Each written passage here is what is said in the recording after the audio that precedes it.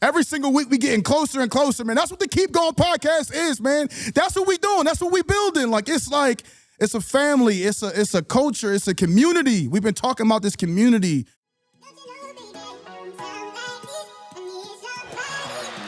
How about that?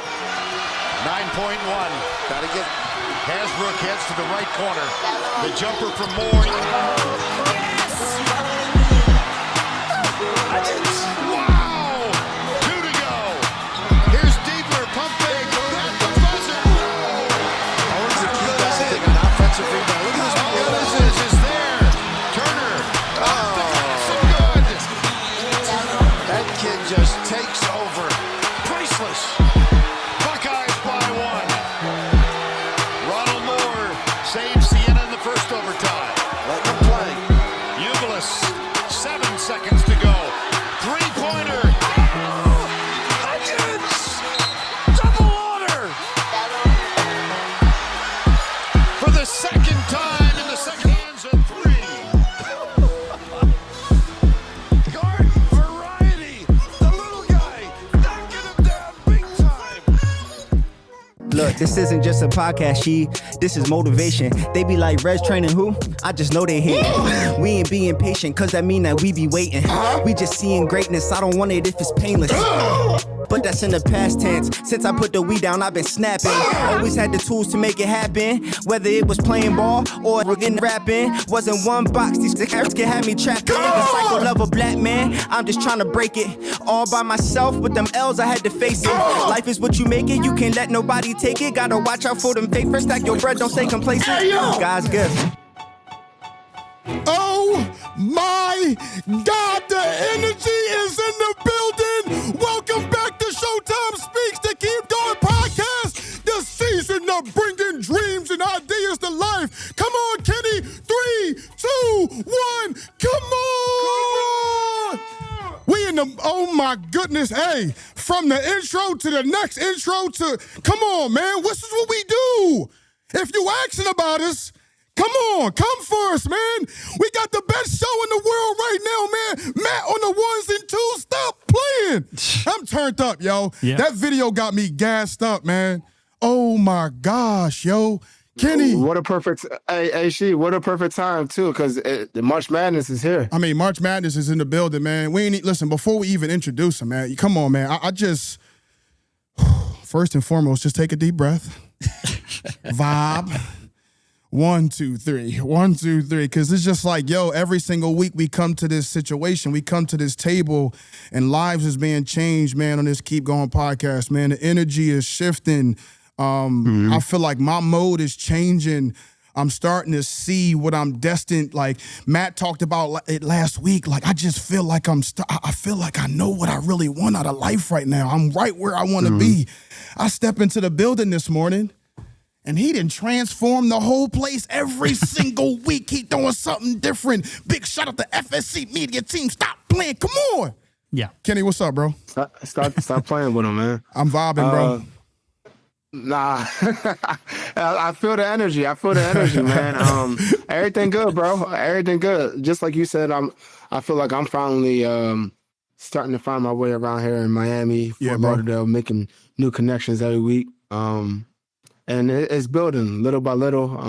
I actually got a great phone call this morning. Yeah, bro. Somebody coming in. I got a session tomorrow with. The cool thing about it is, I got this guy. I'm going to shout him out. His name is Rob Wutzenberger.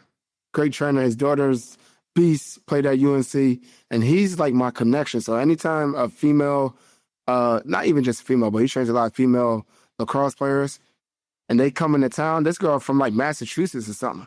Yo, Kenny, I need you to come. Boom. I'm like, and he always looking out. So it's good. Like I said, man, when April, May hits, bro, I think things is really going to start. Sparking. After the season, it's going to start clicking. But everything's good, bro. How about you? Bro, like I said, man, like the energy is up. I'm feeling different. Really had this is something that was going on with me. Like, I kind of had that conversation with my agent last night. Just giving them the 411 on like how I'm feeling and what's going on, and going forward, this is what I'm trying to do. Not going to really talk about too much, but to be honest, the moral of the story is, listen, I'm here, I'm available, I'm going to prep like I'm getting ready, and if the right opportunity presents itself, Come on, man. ShowtimeSpeaks, man. Come on. But as of right now, I'm focusing on, building my brand and building my business. And we're going to go from there. I'm not going to rush into trying to do anything. If something presents itself and it makes sense to me, let's do it. But other than that, man, I want to hear from you, though, bro. Before we even introduce the guests, and I get crazy when I do the introductions. Last week, I kind of fumbled the bag, and I was too hyped. But I want you to talk about this next person just a little bit, bro. And are we going to talk about the next person, or are you going to give our guy that shout out? We definitely going to give him that shout out, but I just wanted you to prep. I wanted you to prep the shout out first. Saying like what this guy means to the community of Plymouth White Marsh, like I just want to just introduce it just a little bit. Give him a little filler. Yeah, man. I'm gonna just say his name, man. They call him Riz. I don't know why they call him Riz, but they call him Riz, man. Mm-hmm. And growing up, my older brother Kyle was at PW, so I always got a chance to go to the PW games. I think he was a freshman when Kyle was like a senior or something. So I always used to see him play, and as you know, I'm a hooper. So, growing up, he was one of the guys I looked up to. 1,000%. He was a floor general. I was the floor general. And one thing I learned about him, he wasn't a selfish player when I was watching him play. And he used to get everybody involved, but he also can score. And not just him, I just want to shout out his older brother, Chuck, too, man. Chuck, that's who I really got like a good relationship with. Yeah, bro. Because he was my coach. He was probably my favorite coach. Basketball coach, because he taught me how to rock the handle and all that, and he just let me be me, man. And when you talk Moore brothers, man, you talk PW basketball, you talk legends in the basketball community in PW. So shout out to them for sure. You already know. Here go the proper introduction right here. Here go the further. Here's how we give it the energy to it. This is how we work together, bro. Here it is. Mr. Ronald Moore, Plymouth White Marsh alum, floor general, Siena's all-time assist leader, led the NCAA in assists in 2010, played professionally overseas in 10 different teams, father of was it two? Father of two. Husband, real estate investor, co-founder of Moore Brothers Basketball. Stop playing. He in the building. What's going on, bro? What's up, man? What's up, baby, man? I definitely love the energy in here today, man. Everything from when I walked in the door, it's been official tissue, man. So I feel like it's a long time coming. Yeah, bro. Kenny spoke a lot about this podcast, man. I've been eager to get on. I'm happy that I'm here. The energy, I just, man, I just get so excited when people get to come in here and experience this experience, bro, because it's not just a podcast, man. It's a feeling that can't be explained. That when you come here, you get a full experience of love, happiness, and just a time where you get ready to really like talk about some stuff that you haven't talked about in a long time. For sure. So it's just like, I appreciate you being on the show. I appreciate Kenny, you even setting this whole thing up, and we wound up making this whole thing work. But if people don't know who Ronald Moore is, who is he? Man, that's a tough, a kind of complex question, but I'm gonna simplify it, man. First thing first, man, I'm a man of God. Yeah. That was instilled in me as a young kid from my mom, grandmom. Just growing up in the church, man, just having that faith and belief has gone a long ways and transpired in a lot of different lanes in my life. Mainly basketball, man, because we talk about the glory days, the high moments, but obviously there's always some lows, man, and that always reverts back to the faith, man, to get me through those moments. And you pretty much summed it up, man. I'm a family man, father of two, husband, and a coach to many youth now, and I'm just looking to aspire, man, and let my light shine as bright as it possibly can, and walk the walk that God got me on, man. So that's pretty much Ronald Moore in a nutshell, to be honest. I love it, man. Just even having this kind of energy in the room, man. Just talking about, just even talking about how you even got here. I want you to talk about your relationship with Kenny. I know, through your brother, you guys kind of know each other, but you guys I think my first time meeting you was maybe like a couple of months ago. Yeah, man. Kenny, man, as we spoke before we got on camera, man, Kenny obviously got a lot of connections to a lot of people through the training world. Kind of the latter years of my career, once he got going, I reached out to him because I had a strength guy and was just trying to keep that speed and agility. As the old age kind of started approaching, man, I needed to keep that little twitch, that quick step. Yeah, bro. You know, playing the position that I'm playing, whether it be offensively and defensively, because I'm guarding most of the time the fast player on other team. That's kind of where our relationship grew. Obviously, he, was some years behind me, and some of his friends and or a family of mine with Stefan, and just staying connected with that younger generation. Yeah. Through my time, man. Like as he said, every time I came back to PW, man, I was always trying to drop gems. As I was well aware that some people that was looking up to me and kind of trying to follow my footsteps and trying to tell them where the potholes at, man, so they can swerve and avoid those. No, yeah, man. And look, I'll never forget. This is probably one of my favorite moments of his, bro. I told you I'm a state champ, right? You told us, yo. Yo, so I'll never forget. We at Penn State, bro. We probably down by I don't know how much we down by, but we was down at halftime. Mm-hmm. Coach D talking to us, da-da-da. Next thing you know, Red's coming in the locker room.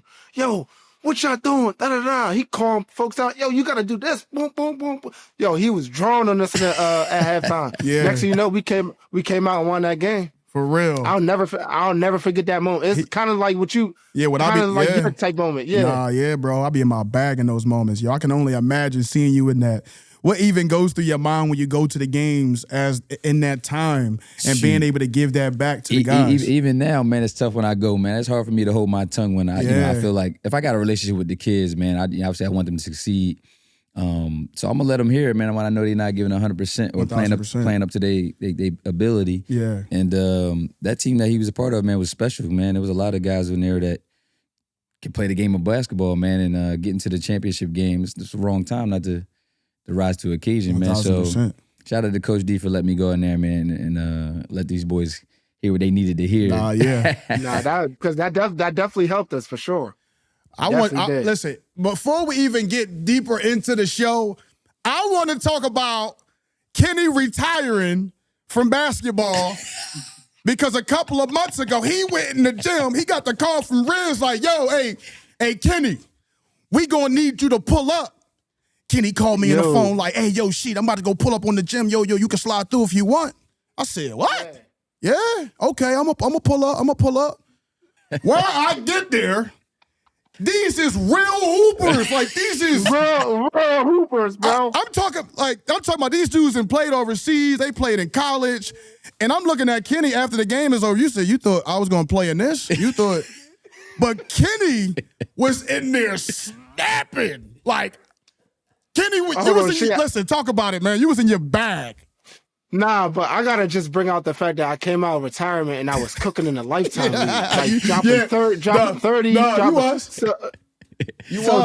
I think I must have saw Riz at the barber. I don't know where. I said, yo, Riz, if you ever need me, like I'm in my bag right now, just let me know. Little did I know he was gonna call me 2 weeks later. Yo, man, we need one tonight.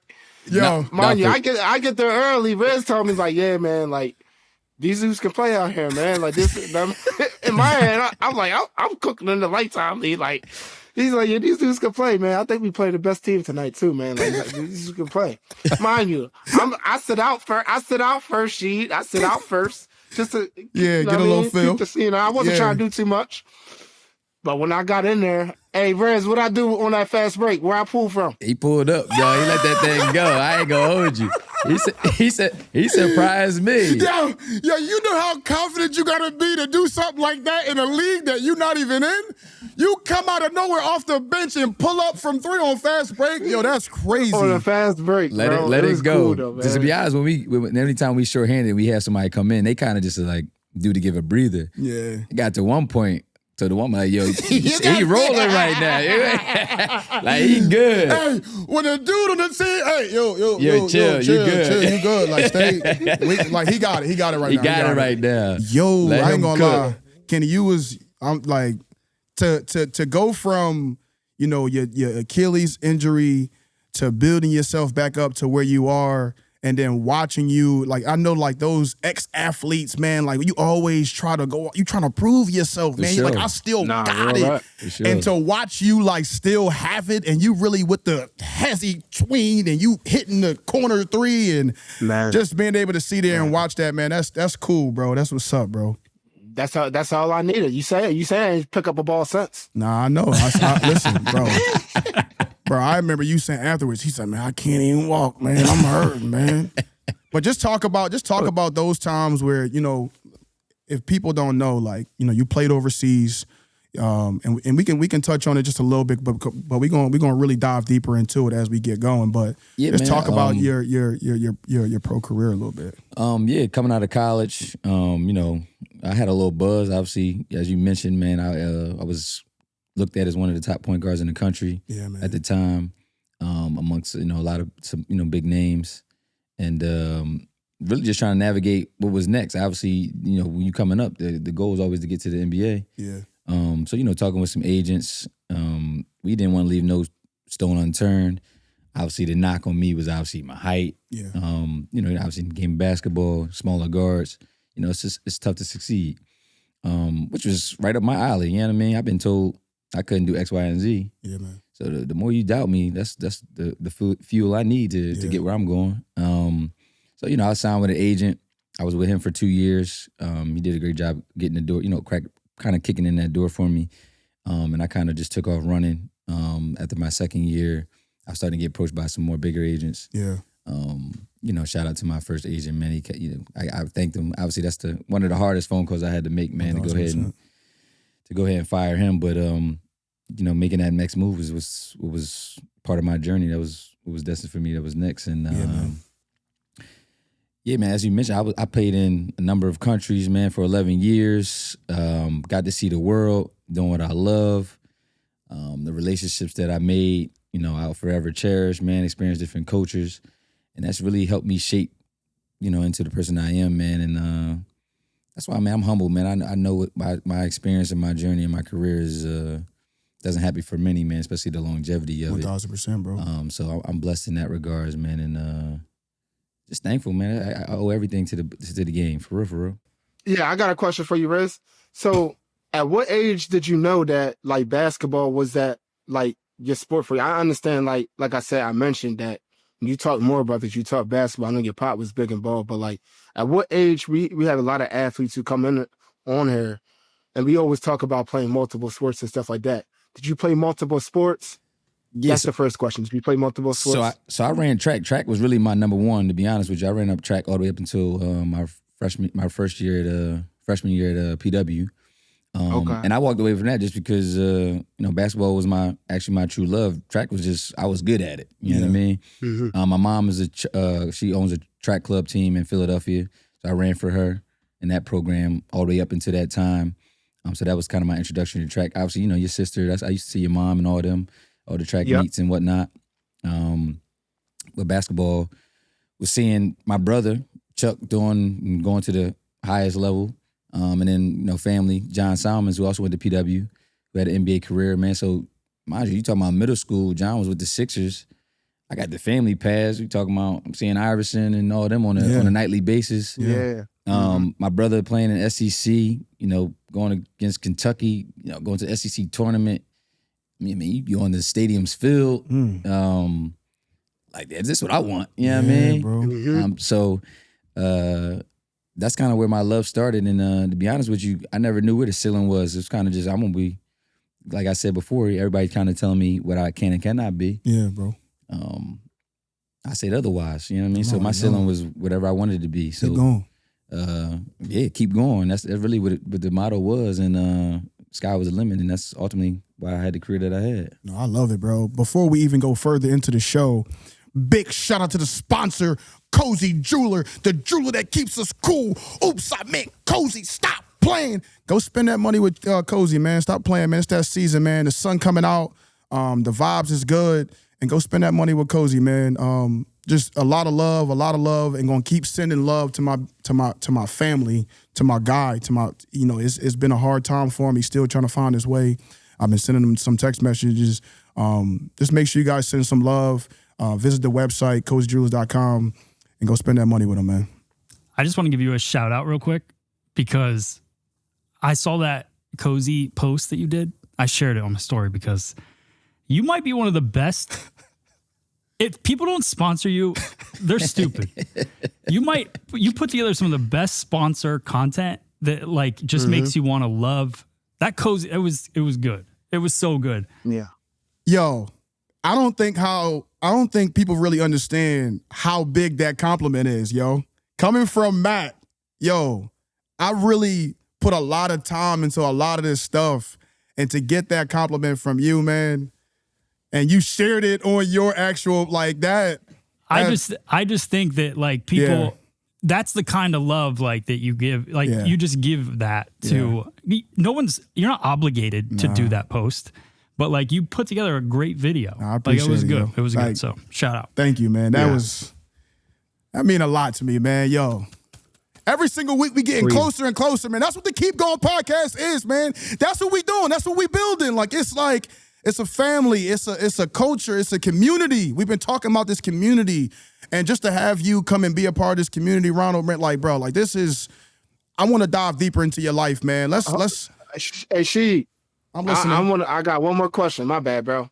Go ahead, yo. Hey. Because I did this last week too. Yeah, I know. Look, hey, I just want to ask this question, bro, because I know Chuck, right, was a big time guy, right, big time. How was it for the little brother to like be living kind of in his shadow growing up? Because like Chuck was that dude, you know what I mean? Sure, so like, did you ever feel any like pressure, things like that? No, man. Again, it's my story gonna be kind of honed on the same thing the whole time, man. It's just always what you keep telling me what I cannot do. But he set the bar. He said he was the standard. Riz or Ronald, all the other nicknames ain't come until the moment we started up the show with. I was always Lil Chuck for forever. Oh, that's Lil Chuck brother. You know what I mean? So you got somebody that win the state title. Obviously went to Seton Hall, then went to Vanderbilt. You're talking about Big East, SEC. He set the bar high for little bro, and I wouldn't want it any other way, to be honest with you, looking back on it. Yeah. Because same way I'm trying to drop jewels on the guys that come after me. I got to watch. Not only he telling me what steps to take and what not to take, I'm seeing it firsthand. You know what I mean? We talking about college coaches coming to the house. You know what I mean? At a high level. You know what I mean? So like this is what it's about. So I don't know no other way. So I feel like you don't know no other way that, I'm seeing the work being put in. So you just kind of follow them footsteps. You got the blueprint right there. You just got to put the work in and follow it. 1,000%, man. You know what I mean? So I was definitely Lil Chuck for some time. You know what I mean? But I finally made away from my own self, and now people know me separately. You know what I'm saying? Obviously, we're the more brothers, but people know me. They can identify me separately. So that's love too. Let's go back down memory lane, man. Let's take it back, man. We call this the picture video segment, and this first picture, man. This is where it started, man. For sure. Let's talk about this kid and what seeing this. What it makes you feel, what it makes you think about. Talk about it, man. To be honest with you, I think about my son, for real. Yeah, just because I see, looking at that picture, he a little light skinned, you know what I mean? Yeah. But I see a lot of him and me, which is special, man. When you have kids, obviously you want to get them the world. This makes me think about just being patient with him, to be honest with you. But also how far I come, because I know where this picture is taken at. And really just the family name. And obviously we made it a brand, and I know my mom, my dad, they proud of us, man, and they did a great job with us. And man. I'm just lucky. I'm fortunate, man. I'm fortunate. I don't hide it. I don't never forget it. I'm always reminded about it, and that picture right there definitely brings that back to know how far we come, but also with my son, man, just knowing, I got to lay the foundation, set the bar for him, man. 1,000%, man. Keep it going. Like, how was it? How was it growing up? Like, what was it like? Like, what was the feeling? What did it look like? Man, back then, people say they outside. We was outside back then. Obviously not at that age, but even though I lived up this way for a majority of my life, up this way, meaning playing White Marsh area, I was in the city. All week long, whether I would go to school, but all my extracurricular was in the city, whether I'm playing basketball, whether I'm running track. Same for my brother. His close friends were all in the city. Growing up for the majority of my life, obviously playing AAU. My guys, they were always in the city. So, I was outside, man. I was tapped in, and I think that helped me a lot too. You know, there's a stigma too about being out in the county. Yeah. So Talk I think talk about that, man. Because you do being from up, in the county.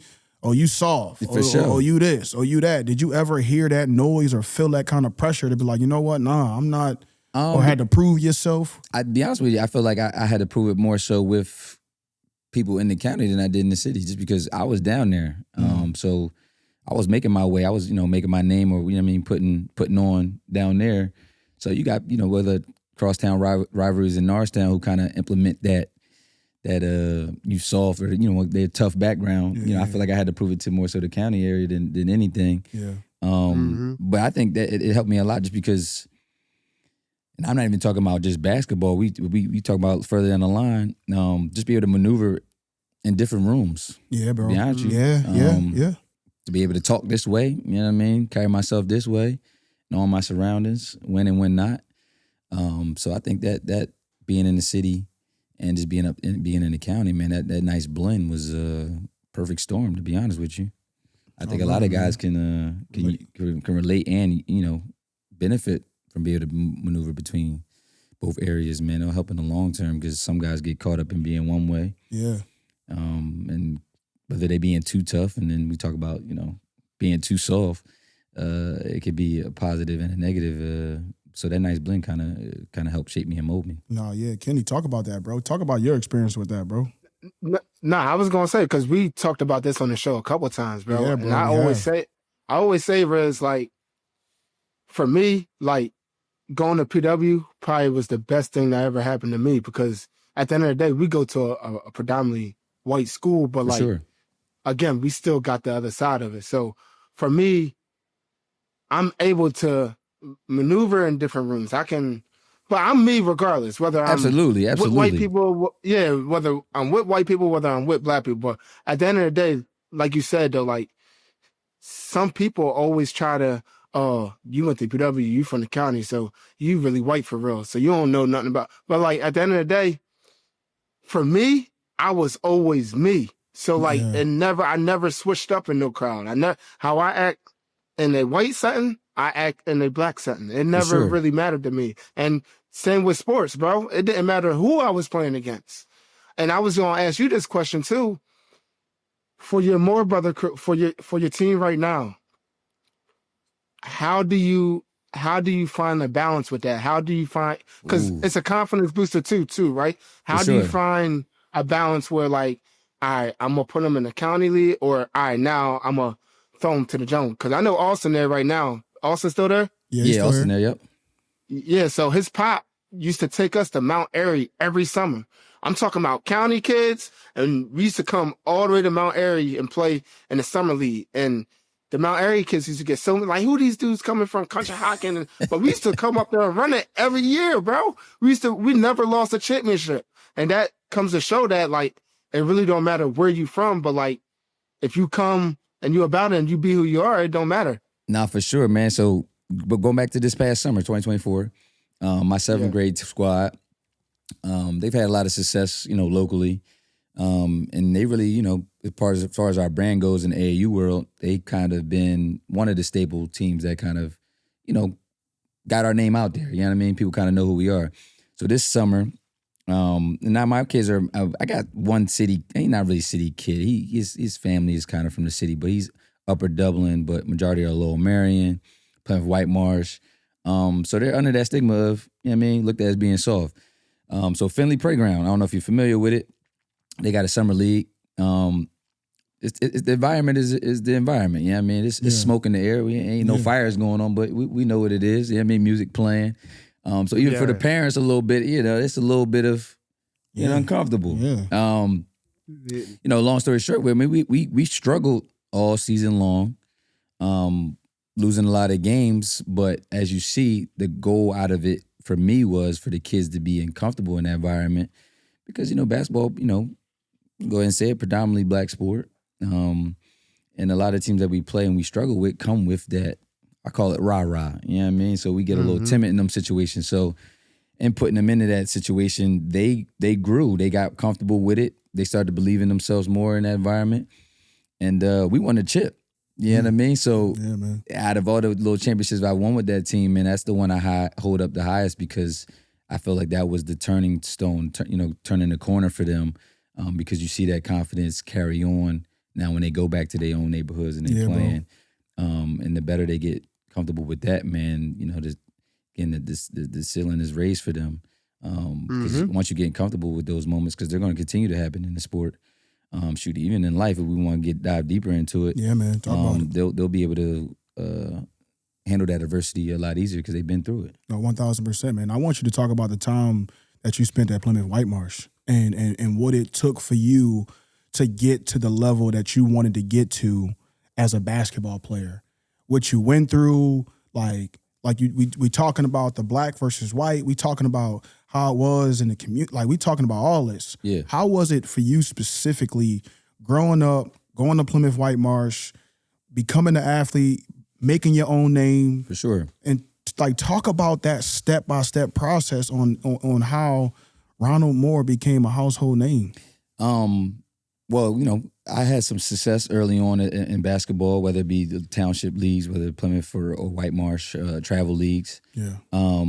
And again, I'm still living up to, I'm a little Chuck, you know what I mean? So coming in as a freshman at PW, I was fortunate to be able to play varsity. I played JV and varsity. I played both. But later in that season, I ruffled some feathers because I became the starter of the team as a freshman. So I kind of was 2 feet in, man. The coach believed in me. That's really all I kind of needed as a kid, man. Like, I had the belief, but if you believe in me, man, you got the best out of me. And I think that's why my bonds with a lot of my coaches are what they are now. And on top of that, PW, man, the basketball culture is high. So you got my brother who's setting the bar high. You got the culture of the school for basketball being high. Again, I'm just trying to live up to or, rise to the occasion. So going through that year by year, I know what the standard is. It's winning league titles. It's getting to district championships. It's going for state title runs. Yeah, bro. So that loser mentality wasn't an option. And to be honest with you, we'll get to it deeper once we get to the pro career. After reflecting back on my career after it happened, after I was all said and done, because I'm always like, what's next? What's next? What's next? I had one losing season.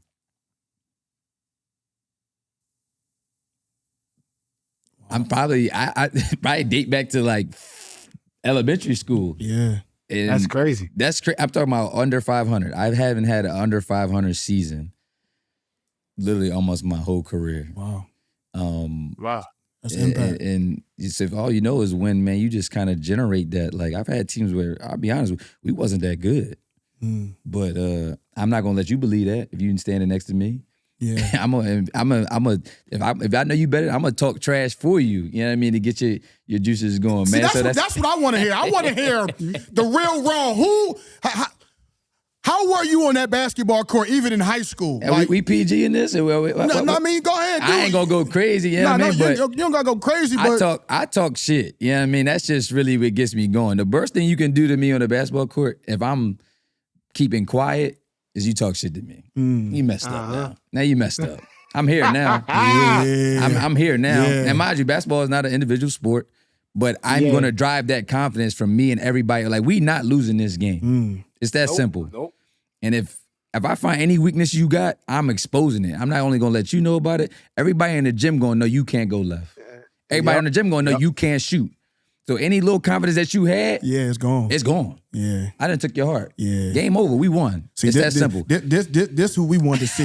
This what the subscribers want to see. This what the basketball world want to see. This what we want to see. That's the energy, man. So I try to instill that. And then mind you, I got youth kids. So like when I turned into that guy, Yeah. some kids respond well, and I know some kids I gotta edge it. I gotta curve it a little bit, but. We won games with, games that we shouldn't win. But if they take on that mentality, man. It's different, man. It's different, man. Nah, I don't really know how to it's hard to teach. But I hope it rubs off. Like you know that mentality. That mentality, man. That dog mentality, man. Different. So if you talking to high school kids right now, like, what's the message to these young kids? You around it, you seeing it firsthand. You was too small. You found a way to keep going. It was this, it was that. They told you no. What you saying to these kids right now, man? Man, to be honest with you, in this culture, man, and obviously I'm sure this has been talked to on the podcast about before, but dealing with the youth in the generation today, man, they just entitled. I joke around with the kids all the time. I even play a little one-on-one every time, but I tell everybody I would be a 5-star in this generation just off of mentality alone. You know what I mean? But it's really just kids they need to know they got to put the work in it and they got to want it. And I think that a lot of kids, they are doing the training stuff. You know what I mean? But there's a difference. You know what I'm saying? So coming up, I ain't have a Kenny that, put me in strength conditioning or I didn't have BU. I was doing individual sessions. I was just hooping. Now that later came down the line. A lot of kids I say are in the gym, but they just don't have the mentality to match. They think they go in, they train with me once or twice a week for an hour. Yeah. They did everything they needed to do. No, this need to be breakfast, lunch, and dinner. Yeah, 1000%. You know what I mean? You got to eat and sleep this basketball thing. So even when you're not with me, you need to be at a hoop, whether it's at your house, this little hoop over here. I don't care what it is. You know what I'm saying? You need to be eat, sleep, and breathe this. Yeah. Whether you watching it, studying it, if you really want to be good at this game. So that's my message a lot to these kids, man. Y'all think y'all want it, but y'all really don't want it bad enough. You know what I'm saying? Come on, talk to them, Reg. They really don't want it. They really don't want it bad enough. You know what I mean? And they get caught up in this highlight culture. Again, I'm echoing, but I know from people we looked at as the OGs at this point. I hate to say it. Yeah. But they get caught up in just the highlight reels and I've gone to some games where a kid get a highlight like that's not what he did that day. You know what I'm saying? He may have had a couple buckets, but he had a terrible game. Yeah. So they just don't really want it bad enough, man. So that's kind of what I've been preaching. So whether you think you got the talent enough or you think you farther away than the next person, you really not. You know what I mean? Start today. If you really want it, put them hours in, man. Put the work in. And as the brand says, man, keep going. Come on, man. Stop playing, yo. Yeah. Let's going, baby. Let's dive a little deeper, man. We've been talking about you had your brother as an outlook to see what college was, coaches coming in, a lot going on. This next picture is a guy who came to see you and you eventually made your decision to go to college, man. Mr. Fran McCaffrey, man. That's the guy. Just talk about your relationship, how it took place, you finally making your decision to go to Siena, Division I program. Talk about it, bro. Oh, man, Coach Fran, man, that's family. Ain't no simple way to put it, man. That's family. He's from the area. He was a guard himself. They used to call him White Magic back in the day. So he can handle that rock. He was a distributor, and really not only what he sold on me, but just to my family was coming right in. I was gonna have an opportunity to play, but he cared about more than just basketball. My mom being a math teacher, that education aspect of it. A student athlete. Today it might not be. I mean, the way they get money, it's more of a business now, but. That was important for her.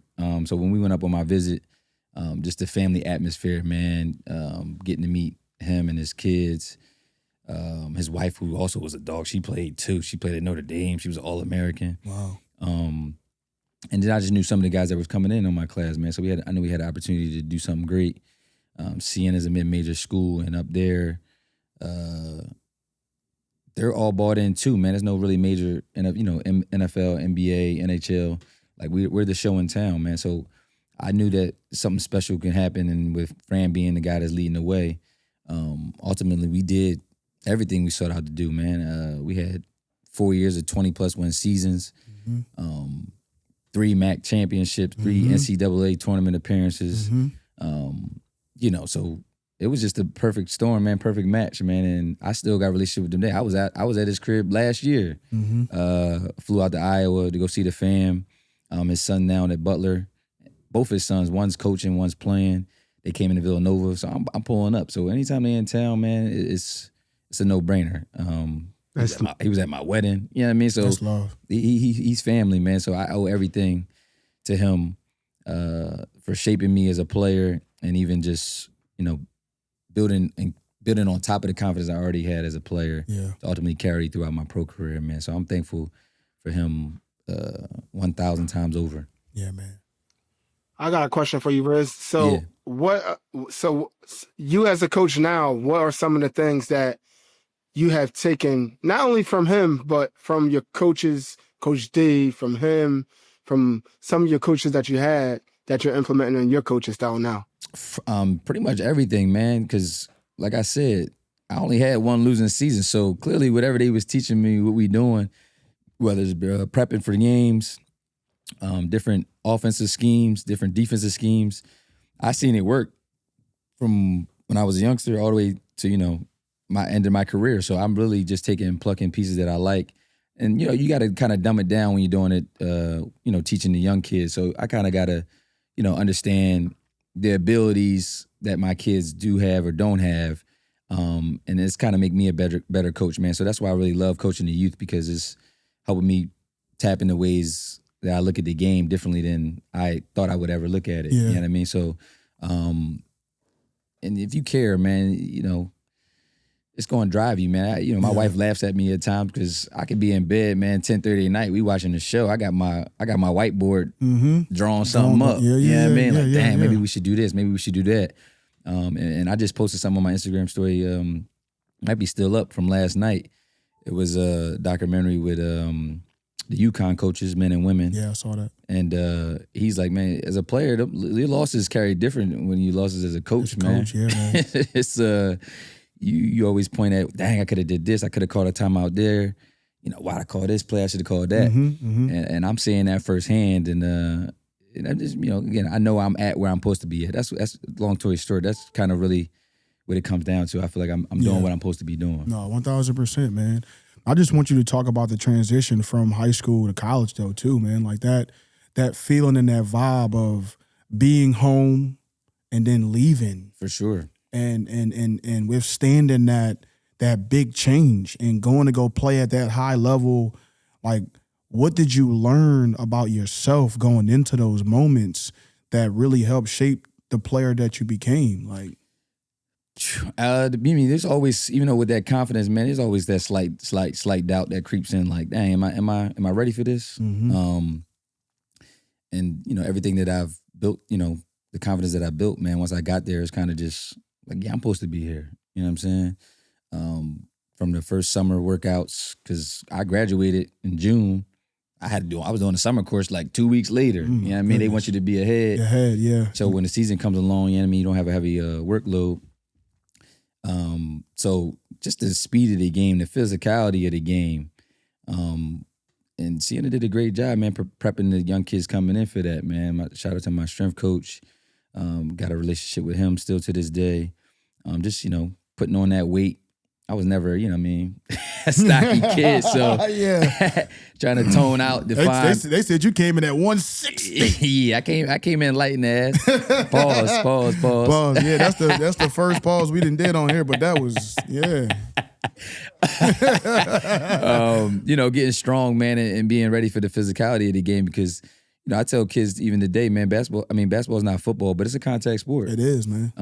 You got to be able to withstand being hit, going to the basket, defensively be able to, be strong and keeping the defender in front of you. Yeah. It's not the 90s that everybody loves to talk about, but it's still a contact sport, man, and being physical. So you got to be strong in the game of basketball. And that was really the difference from high school to college, man, and even the speed of the game. Yeah. Unfortunately, Pennsylvania still don't have a shot clock at the high school level. So the game could be slowed down. So, dealing with the shot clock, dealing with the pace of the game, dealing with the physicality was the biggest jump from high school to college. And, I was ready for it, man. I was, eager to continue to grow and get better as a player. Yeah, we know you was ready for it, because this next picture right here, I mean, we got March Madness coming up, man. And if you don't know, man, he hit the shot that really changed everything. They called it the double onion. Double onions, double order. I mean, man. Come on, man. Like, look at your face. I mean, the energy, the love, the passion. We showed the video in the beginning of the show, and I had goosebumps just watching the hezzy tween and hitting the shot like that. Just talk about this moment. Talk about what it did for your career and talk about how it made you feel. I mean, this was magical, bro. Nah, man, that's that picture's hanging up in my basement, man. That really just sums up all the hard work put into this journey, man, of the game of basketball, man. It's a lot of emotion in that. And that's kind of the mountaintop moment, to be honest with you, man. That's my claim to fame in my career. So it's kind of like all the hard work and everything you put into the game, man, to do it on that stage. Yeah, man. And that moment is just it's surreal, man. So did I know it would be traveling and chasing me for this long? Absolutely not. So every time March come around, man, it's I call it, it's always going to journey back to this moment in my career, man, and I love it. I'm happy to hear all the stories of the people that was watching and showing love. Yeah, man. It's kind of like, that moment in time you remember where you was at type of deal. So it's dope. I just want you to take us down like the whole thing, right? Because like we all got hoop dreams. We all got, we got the 3, 2, 1. Yep. Like not just one shot. You hit 2 shots, bro. Yeah, that's crazy. Yo, you going up in the air and like in my head, like, do you know what's going in? Like, do you feel it? Did you just, everything right before those 2 shots, I saw your body language and you had your hand up and you was just like, it's gotta be me. For sure. Talk about that mentality to have the nuts to even shoot a shot like that, man. Come on. So man, just to go back to, how I was talking about me trash talking, man, just being, I was kind of that guy for the team where like I got to get us going. You know what I mean? So I've had moments, whether it be just in pickups with the squad, where I've hit, game winning shots, whether it's game to 7. You know what I mean? They know I'm that guy that's gonna be willing to take those shots. That's tough. So in those moments, it's kind of like, it's not verbally talked about in timeouts, but it's like, if it come down to it, like, I'm gonna shoot this thing. So for the second one, yeah, my guy Ed, my roommate, he might have been our leading scorer that year. So if you think about, for him to pass up the shot to give it to me, yeah, kind of speaks volume to not only our relationship, but just his trust in me. Like, yeah, bro, yeah, I got this open Jimmy, but I know I've seen you in these moments. So, again, like I said, man, it captures just my career and just in general, man. And you see the love right there, man, embraced by my guys. So they were happy for me just as much as I was happy for myself. So that's why, again, it's special. Nah, for real, man. Having some, I had a couple game winners in my life just on the football field. Oh yeah, on the football field, man, and just those moments of catching that rock in those moments, game on the line, championship on the line. You just in a mode where like it's gotta be me. Gotta be me, man. Like I'm scooping footballs off the ground. I'm catching. I remember in college, man, we was playing. I forget who we was playing. It was probably like 10, 15 seconds left on the clock. We moving the ball. We on hurry up offense. Boom. Wilmer drop back. Bro, the ball wasn't even coming to me, but it was tipped by one of the receivers. I come over. I catch it. I get up. Come on. What you talking about? So like just seeing that moment of you reliving it, just watching it, bro, like putting that video together and watching it over and over and over and over again, man, as athletes, man, like I just want to give you your flowers, bro, because Appreciate in that. those moments, man, a lot of people don't have it to even take the shot or make that big catch or do those things, man. You got to have a sense of like, I work for this. For sure. I put time in for this, and the game owed me because I didn't give everything to it, man. Like, so it's just like, just watching that, man. I definitely want to go into the next thing, man. Like you went overseas, you won a championship. Yep. You went for a stack in points. Like just talk about your transition from hitting a shot like that, March Madness, energy, and going to go become a pro. Like talk about that transition. And we all got hoop dreams of going to the NBA, going to the NFL. For sure. A part of your keep going journey is that you didn't make it to the NBA. For sure. Talk about that feeling of that rejection feeling, that feeling like, man, like why is this happening to me? Why is this journey happening to me? Talk about that, man. Yeah, man, it's definitely tough, man, because I'm sure, as you know, I mean, in your professional career, The business side of business side of sports period is ugly. It is, You know what I mean? Yeah. So, trying to navigate that. Again, I was fortunate enough to have an older brother and a family member, a close family friend in John Simons, and kind of see how they navigated, so people I can lean on and talk to about it. Definitely was an advantage advantage for me. Yeah. But yeah, just going into it and looking at it now as a business, what's tough for me, because you're doing the game, you're playing the game, for the love of it. But now you gotta secure your spot It's tough, man. year after year. Yeah, bro. It was a new aspect that I had to travel through. And my first year, again, like you said, not making the league, and going overseas and starting off in a country called Slovakia. I ain't gonna say it's third world, but they a little behind on some stuff. You know what I mean? So, and I was the only American for first month and a half. And I was doubting myself, like, man, I don't know if I can do this. I don't know if this for me. And shout out to my dad, you know what I mean, who is another name. Obviously, he's a Moore, who's carved his way too in our community, training kids and being a leader in the basketball community. Phone calls with Pops was a regular for me. Yeah. He's like, man, you came this far. Again, go back to it, man. That's why your pocket, keep going. Like you didn't came too far. You ain't gonna quit. Like you're not a quitter. Like you're gonna finish what you started.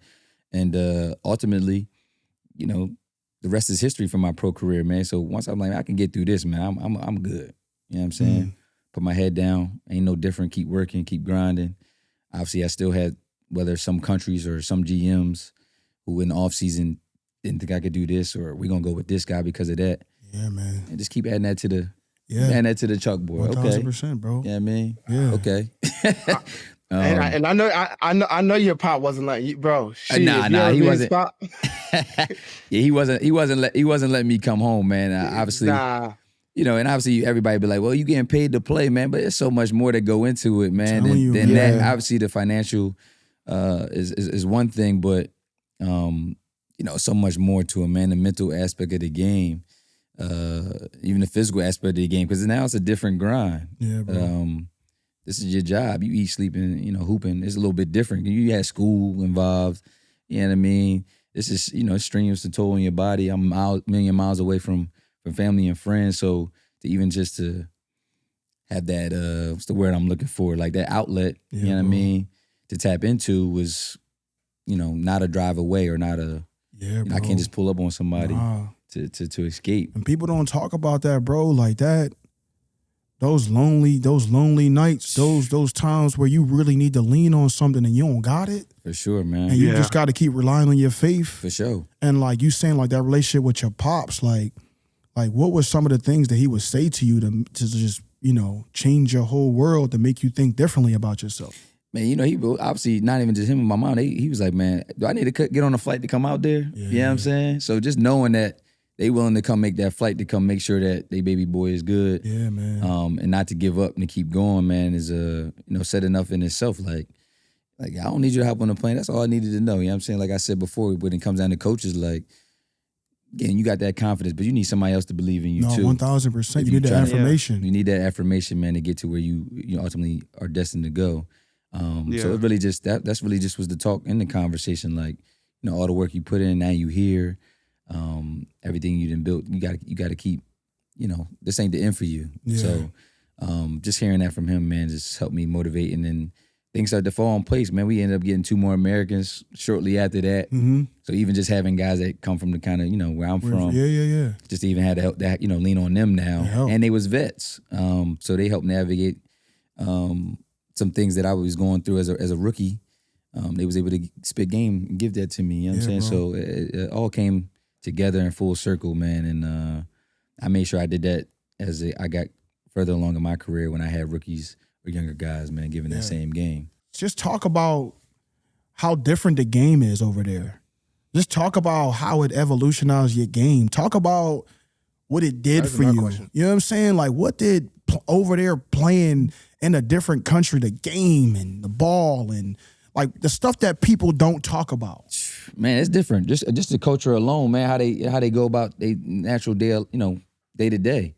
The game is obviously different. It's a mixture for me, kind of like a college in the sense of like the defensive schemes, there's not a lot of space where the NBA, man, it's a lot of one-on-one. So they kind of mimic that in the sense of the college game.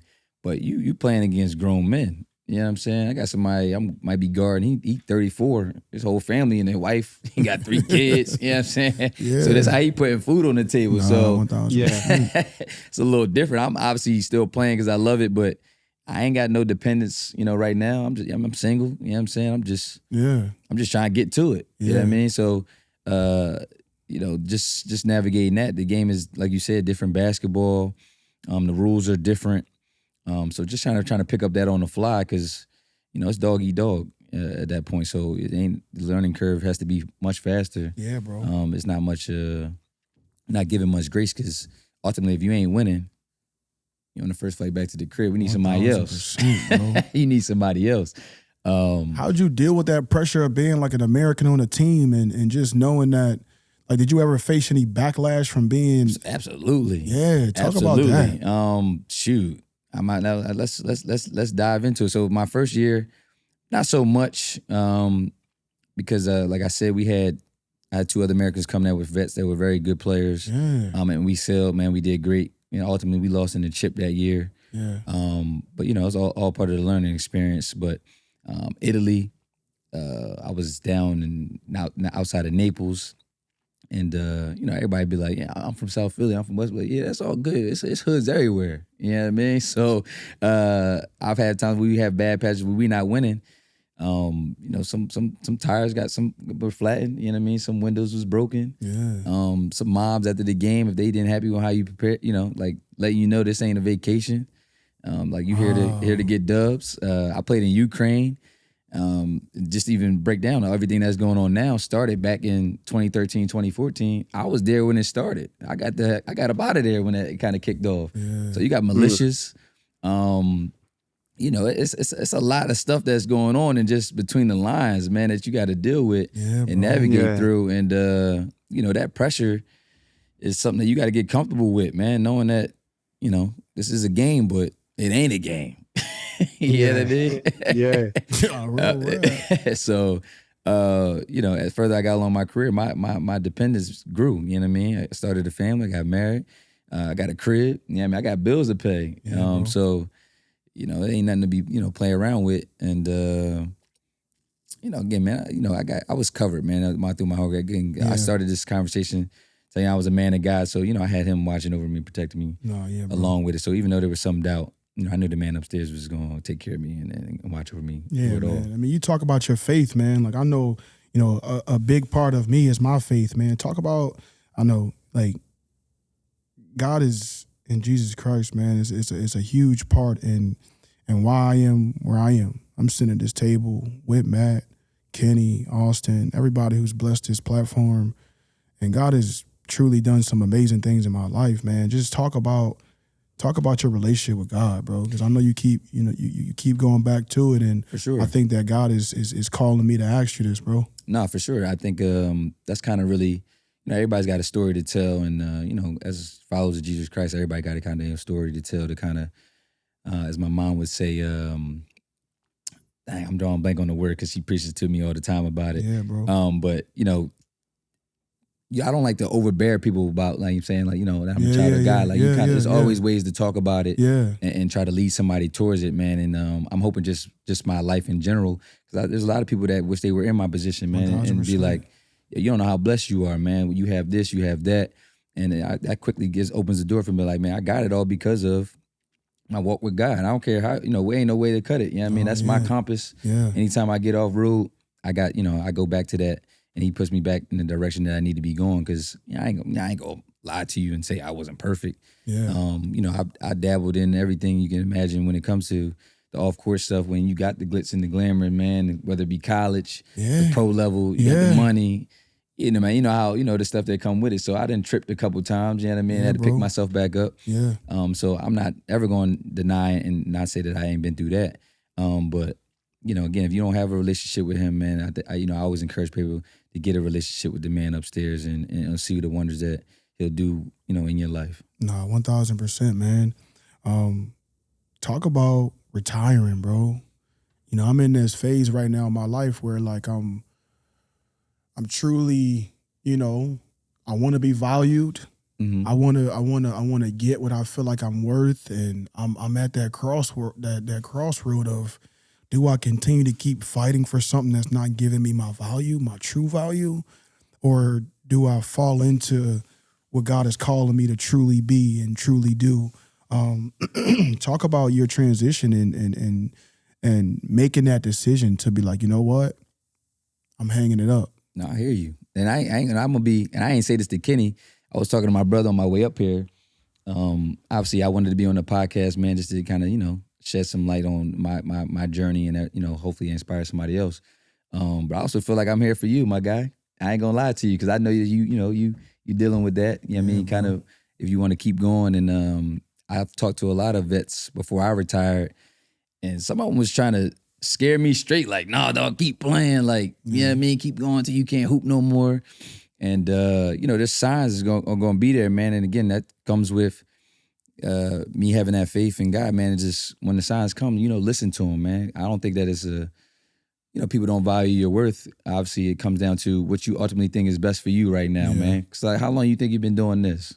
Yeah, it's been a minute, man. For sure, man. So I definitely think this is your destiny and call. And not to say that I don't think you can't do both. 1,000%. But what you got going on right now, man, the snowball, man, is building, man. It's building crazy. Yeah, man. It's building crazy. So just your time away from the game right now, it's on purpose. Yeah. You know what I'm saying? Yeah. No, I appreciate that, man. I wouldn't doubt, you know what I mean? Yeah. I just met Matt, but obviously quick brief on just knowing what he brings to the table.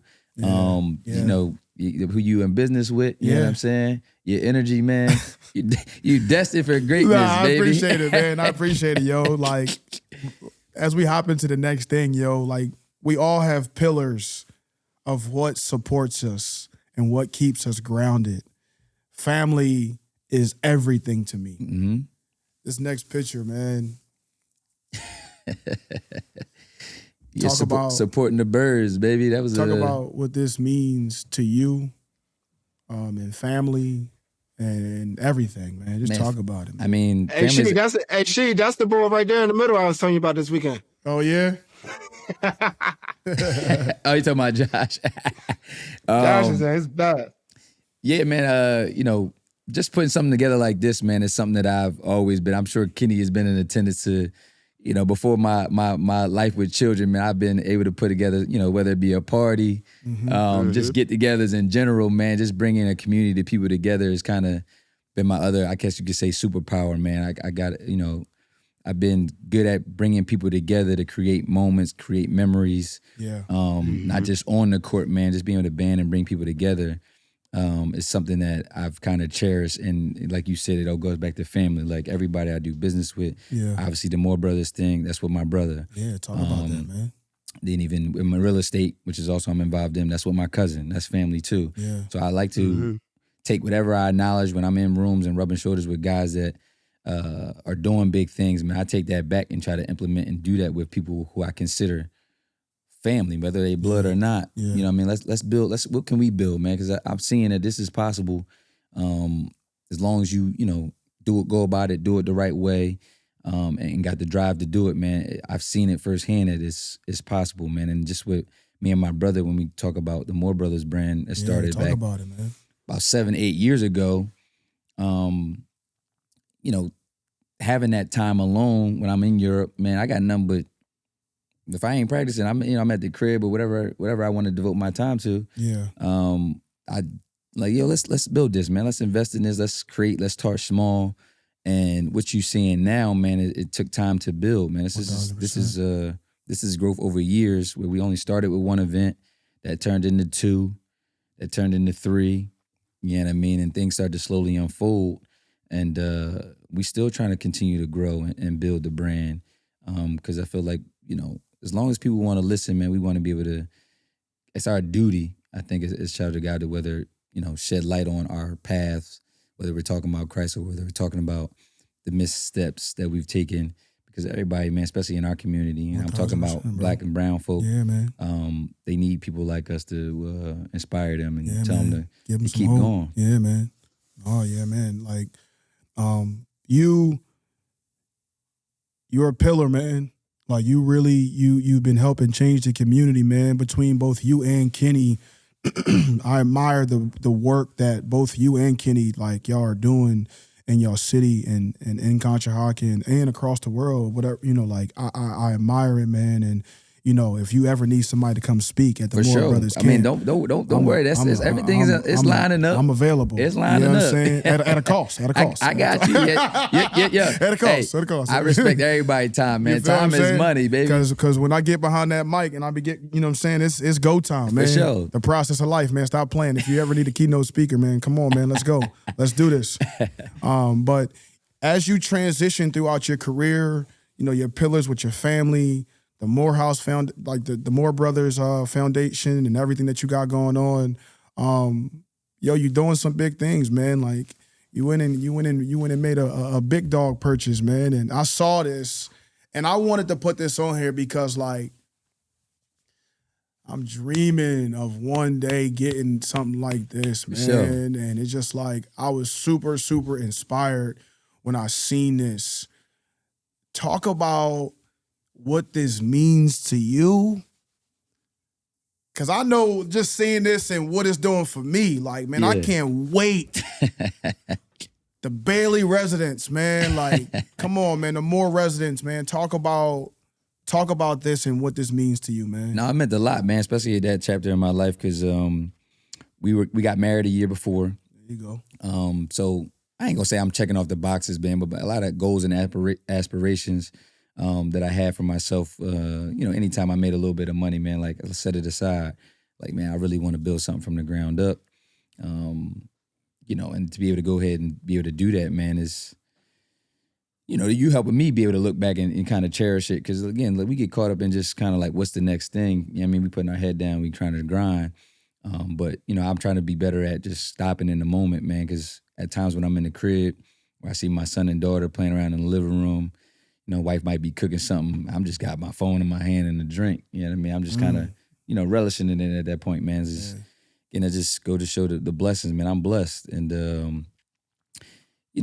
definitely cherishing everything that God has given me. And, really just trying to inspire the next person, whether that be you right now, seeing man. Something like that. True, both me and Kenny. Yeah. And I've had many talks with Kenny, off cameras, man, and just talking about the investment standpoint, man. And that's the part of the game that a lot of guys don't really know how to navigate. They might come across a couple of dollars, but, we all been there, man. We trick it off on dumb stuff, man, whether it be whatever your vice might be, whatever, clothes, shoes, the clubs. Yeah. Females, that's a nasty one. You know what I mean? But he said definitely a nasty one. That's a nasty one. That ain't me though. Yeah, man. Yeah. So that's I've been, again, fortunate to be in some rooms, man, and kind of, knowing how to invest your money or have the opportunities to be able to invest in certain things. That continue to try to build that wealth, and just for my family alone, that's what I'm trying to do, man. Open up the eyes to them to say, like, yo, this is what we need to be doing. Yeah. And again, you can't force everybody's hand, man. As long as I feel like I'm doing my job of giving you the game. If you want to know more or how to, you ain't got to pay me for it. That's my, I feel like that's my duty to help you get those first steps. But ultimately, you got to want it. You know what I'm saying? 1,000%, man. So. As we get to this next thing with you made the transition from, high school, going to Siena, going to go do, having a long professional career, buying a house that you wanted, car, whatever. Like the transitional period from you stepping into the real world of like, all right, what I'm going to do now. For sure. And now, the real estate stuff, man. Yeah. Talk about the real estate game. Talk about how you got into it. Talk about the do's and the don'ts. Something to kind of give the people on what you're doing nowadays and how you doing it, man. I think that goes back to having just the connections, man. I tell a lot of the kids, man, how they conduct themselves when you think people are watching or when they are big, man. It goes to show what you guys have built here. Yeah. Your relationship with Kenny's relationship with Matt that ultimately led to your relationship with you. Yeah, man. And that's kind of how the real estate thing happened, man. I I was listening to, I don't even know what it was, but I was overseas, and I don't know whether it was a podcast or something on YouTube or something, and it was like all the millionaires in the world, you know, it's because they're involved in real estate. Like real estate is kind of the main thing. I mean, I'm sure you see it with, you know, big names. You're talking about Floyd Mayweather. Everybody. You know what I mean? Yeah, everybody, man. They own something. You know what I'm saying? So hearing that was like, all right, man, let me who do I know that's in the game? And it was a guy by the name of Garrett Williamson who also played basketball. I kind of reached out to him. He played in Canada for a good portion of his career, and he was ultimately doing that. He was in real estate, man, and I talked to him. I rode around Philly with him while he was kind of doing his day-to-day, kind of seeing what it was about. I tapped in with my cousin who was he worked for Goldman Sachs for many years in New York City, so he was kind of sitting on some cash, man, not knowing what to invest in. And I'm like, man, let's take, you know, what you know from your finance background and what I know in my relationship, and let's just get in. We got to just get into it. So anything, you just got to just jump into it. Everything's gonna be different. Every deal I've done so far has not been the same. So obviously you're gonna have some hesitation in it, but you just gotta go do it. You just gotta take the risk. Just go do it. Yeah. And once you start to navigate it, man, you get a hang of it. And that's kind of really why I got into real estate. And just hearing that YouTube or podcast, whatever it was, knowing that if you really want to make some real money and, you know, build some capital, you got to get in the real estate game. 1,000%. And that's kind of why I got into that. And it worked with what I was already doing, trying to build the Moore Brothers brand, man, because I know when I retired, I really didn't want to do an ordinary 9 to 5. You know what I mean? I kind of want to be my own boss. We talk about that frequently, about not having somebody over top of us. For sure. You know, so just going into this next thing about coaching, like you know, we got this video of you being Coach Moore. Okay. I thought that this was... Jason got 3, B got 23. Yo, motion.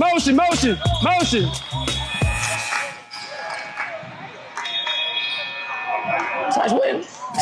Don't go losing your mind on me now, kid. Time out early. Time out now. Don't do it. Don't do it.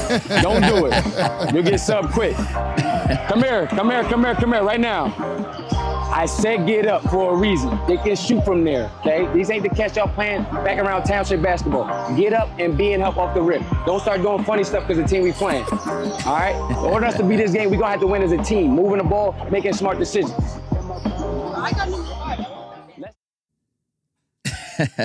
That's the PG version. Yeah, man, because I'm dealing with some young kids.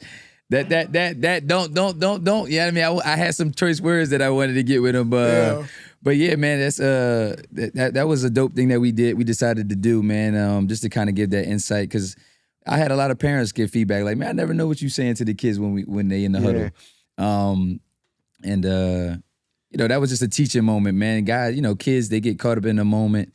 They knew the cameras were there, so they, you know, they trying to, they playing for that highlight tape instead of playing for team, man. And ultimately, the ultimate goal, which is, you know, to play for each other and to try to win the game. And you know, that was me calling the timeout early in the game, trying to set the tone. Like that's not the direction we got to be going in, man. We gotta, in order to play against some of these good teams.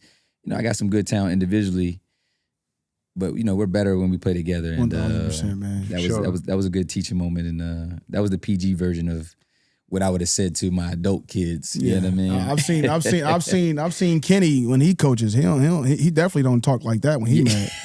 Nah, I let him know what it is. What you be saying, Kenny? Whatever that come out of my mouth. What you be saying to them kids that in Miami, yo? Parents there or not, I'm letting them have it, bro. Yeah, Well, listen, and you quick to go up, down, up, down, up, down. Yep. Get them chopping. Get them chopping. What's your discipline to the kids when they be acting crazy? Well, we in practice setting, man, we definitely getting on the line. We definitely running. Yeah. I make you run into, you know what I mean? If I got to keep having you run to repeat until you understand what I'm trying to get across to you, then that's just what it is. You know what I mean? Obviously, it sucks because that's not what I had on the agenda for practice today. But more importantly, I need y'all to lock in and focus because what kids don't understand, practice is where you spend most of the time at, man. Obviously, at that in the AAU setting, man, we talking about 2 14-minute halves. I got 10 kids, so at best a kid might get 3-4 minute spurts on the court. So the real work's happening in practice. That's where you're getting better at, and then ultimately the game. You got short time spans to affect the game, and that's not gonna happen if you half-assing, man. You got 1,000%, man. A lot of people don't really realize that. Like a lot of this work comes in practice. In practice, I've done stuff in practice that, like, you'd be like, yo, this dude crazy. Like, but you gotta do it in practice in order for you to do it in the game. You can't just, they kids think he's gonna be able to turn it on. Like, y'all not at that level, man. We talk about some of the greats that might be able to, hit the switch. But y'all not at that. It's still tough, man. It's tough. What's your biggest message to these kids? And what are not even just the biggest message, but what have you gained from being a coach that you didn't gain from being as a player? Oh man, just having the patience, man, and knowing that you got to keep that love instilled in the game. I think a lot of the parents are the catalyst for a lot of what we're seeing in a lot of the young kids today. The kids are losing the love and looking at it as a business too early on in their young careers than they should be. You know what I mean? Again, like I said before, and I know, like I said, I know you're aware of it. That stuff is going to come much sooner than we had to deal with it. It's happening in college and even at the high school level. So let your kid be a kid. You know what I mean? They're going to make mistakes. If they want to get out there and put in their work, or they want to be in the gym 4 or 5 times a week, that's your job to go ahead and fuel that to help give them the best opportunity to be the best they can possibly be. Yeah. But as a coach, I realized you got to keep it fun. You got to keep it light, knowing when and when not to chew them out, curse them out. You ultimately want to help them drive to become better, but you got to go about it and do it the right way. So I think I never really understood that as a player, what it's like looking at through the lens of a coach, especially for working with young kids, man, because I do want them to be better, but ultimately I want them to have fun and enjoy playing for Coach Moore. Yeah. And hopefully they can look back at it and cherish the memories that we shared, whether it's just me individually with them one-on-one, or whether it's in a team aspect, whether it was a team that we grew as over a season and created a bond, and ultimately win some games that they can remember and talk about when they get in their adult life. That's love, man. So this last video and this last picture of your son and just watching him, you talked about seeing the picture of yourself as a kid, seeing your son in these moments and getting a chance to be in these moments and watching him grow up. Like, what does it mean to you, man? Just seeing this.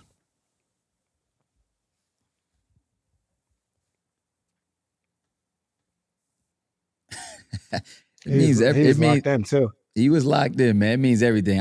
Sorry for the brief pause, but having a daddy moment. No, it means everything. I honestly am fortunate to have guys like Kenny, who I can bring him to, but just fueling that love and that drive, and not forcing it on, man. That goes back to quickly just the topic we just talked about before, man. Just letting them be a kid, and if he want to work, I got guys like Kenny I can call. We'll spin off of that because we got to get Kenny back up here. You know what I mean? I know he enjoying the time.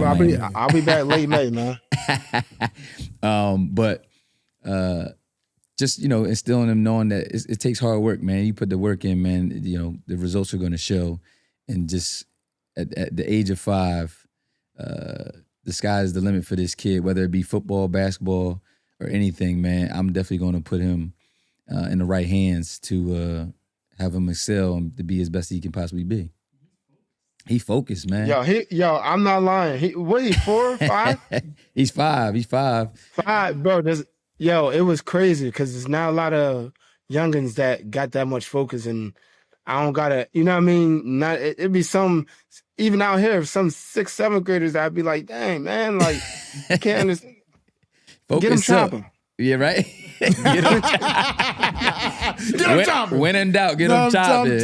I'm telling you, man. No, so I see that, man, and he gets that, he's got that drive, and and I see, some stuff that's in him. I see it came from daddy, and not even just me, man. His mom, my wife, she played ball, so she got that determination. She also played soccer, so she got a drive in herself. So we see that laser focus. Ultimately, I call this crybaby phase, but ultimately it's just that he just don't like to lose. Like he wants to get it right. You know what I'm saying? So that drive is going to carry him a long way. And I'm not going to tell him that too much because I ain't going to fill his head up. Yeah. You got to keep that, keep that hungry, keep that drive. Yeah. But it's definitely a bright spot to see in moments like that. Man, I love it, man. Like, this is cool, man. Just being able to like really like get to know you, the person, the man, going through your journey, going through this whole process, just seeing it.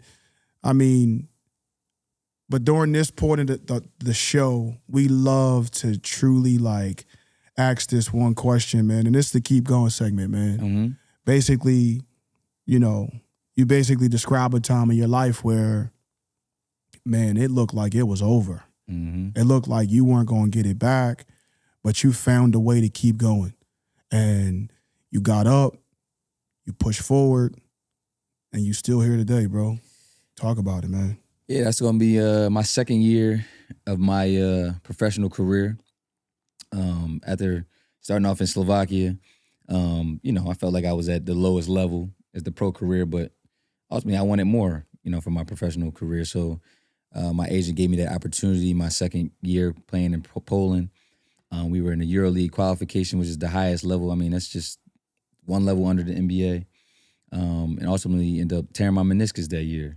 You know what I mean? So you finally feel like you get to that mountaintop. And this is my opportunity, time to shine. Career was, season was going good. And you have a setback like that. You know what I mean? So this is my first time dealing with a major injury.